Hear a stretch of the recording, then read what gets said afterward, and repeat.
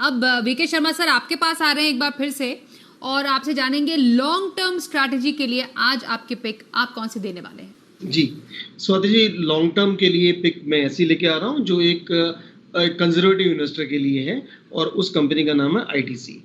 जाना पहचाना स्टॉक है और जब से सेंसेक्स बना है 1986 में ये बना था, लेकिन इसका जो बेस ईयर था 78-79, तो पहले साल से ये इंडेक्स के अंदर है और लगातार बना हुआ है उन चुनिंदा शेयर में से जो लगातार है। तो ये क्यों पसंद है? क्योंकि इस कंपनी के जो प्रक्रिया है कि टोबैको बिजनेस को कम करने का और जो एफएमसीजी बिजनेस को बढ़ाने का, होटल बिजनेस को टर्न अराउंड करने का, पेपर और बाकी बिजनेस भी अच्छा करने का, एग्री का बिजनेस अच्छा करने के लिए, तो ये रंग ला रहे हैं। अभी हमने देखा कि एफएमसीजी जो एक बिजनेस था इसका, वो उसका जो ग्रोथ है वो काफ़ी अच्छा आया है इस साल में पिछले साल के मुकाबले। तो अब आशा बन रही है कि इसके अंदर प्राइसिंग पावर भी आगे आएगा और ये जो कंपनी है ये बड़ा कंट्रोल कॉस्ट पे रखती है।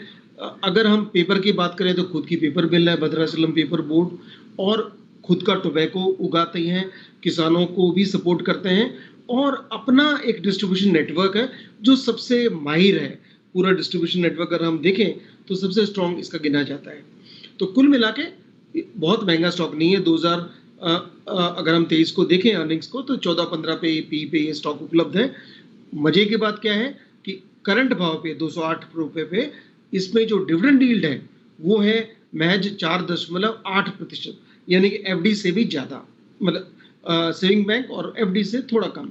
लेकिन एक चीज़ देखने वाली बात यह है कि कंपनी ने पिछले साल अपना डिविडेंड ट्रैक रिकॉर्ड जो गाइडेंस उसको बदला है।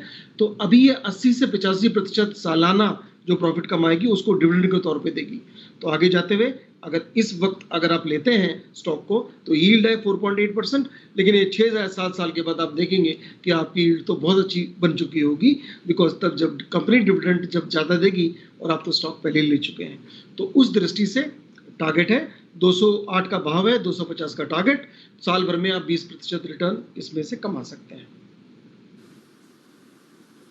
तो वीके शर्मा जी की पसंद लंबी अवधि की खरीदारी के लिए लॉन्ग टर्म पिक जो है उन्होंने आज सिलेक्ट की है आईटीसी।